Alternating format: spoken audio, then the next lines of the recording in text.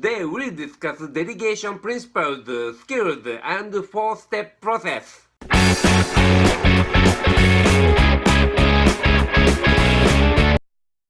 Hi, this is Magnami, Lean Sigma Black Belt.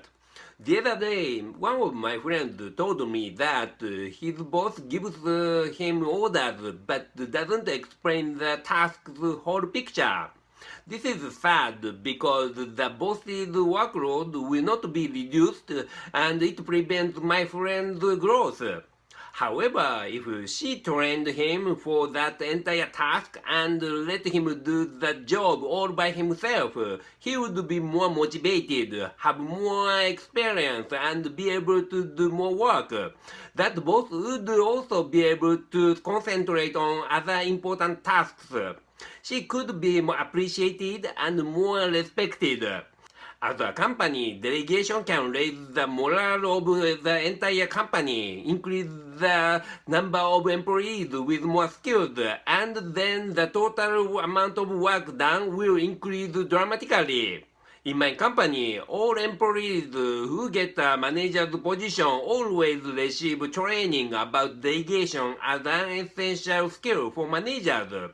For new managers, especially, delegation is quite difficult at the beginning. Let's talk about the problems and solutions here.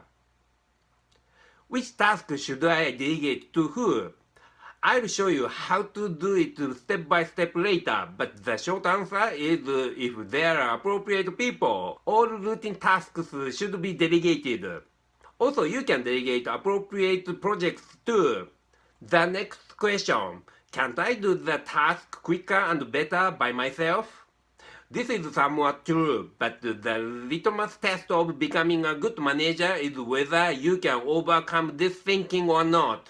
If you cannot do this, you cannot grow.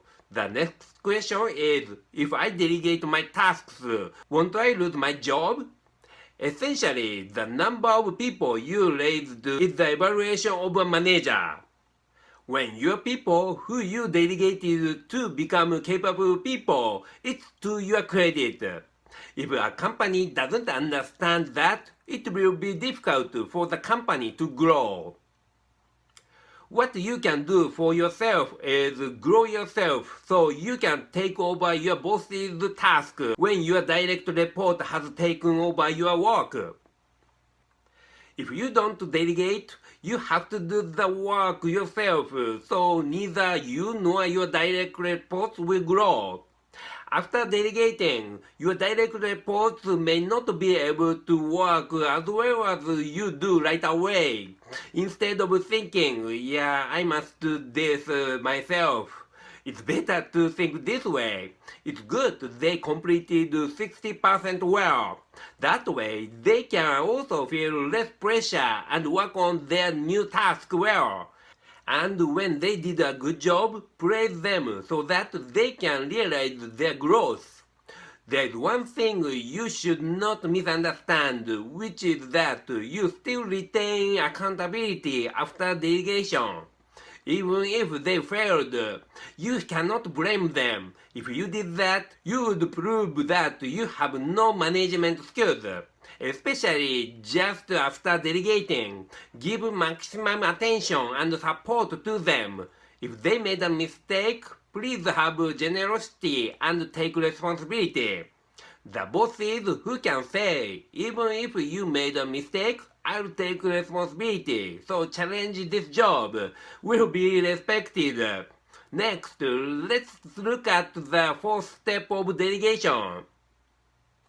Step 1. Prepare tasks to delegate. Not all tasks can be delegated. It's not right to delegate some task because you don't like that task.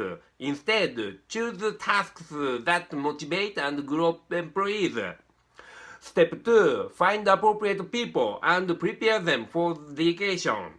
Once you've identified the tasks to be delegated, consider who you can delegate each task to.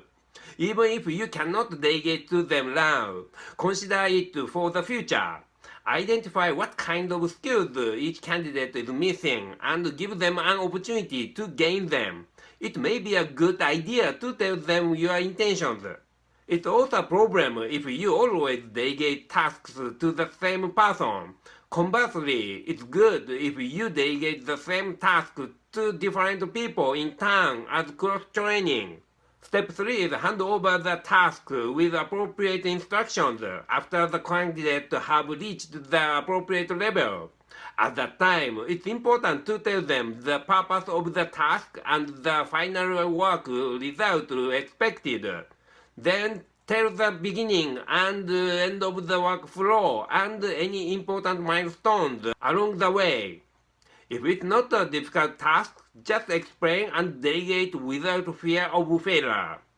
The last step is give appropriate support and reduce obligation and frequency of reporting. Just after the delegation, you may ask the person to report or get approval before going on to the next step. However, as their work gets better, please reduce the frequency of their reporting and increase their authority. To delegate the task completely is the goal. Again, delegation is an essential skill for managers, but it's not easy, so it's important to be prepared to do it. On the contrary, if you can do that, you, your people, and your company can grow greatly. Thank you very much for viewing. Please click the subscribe button. Also, click and watch my other related videos. Thanks.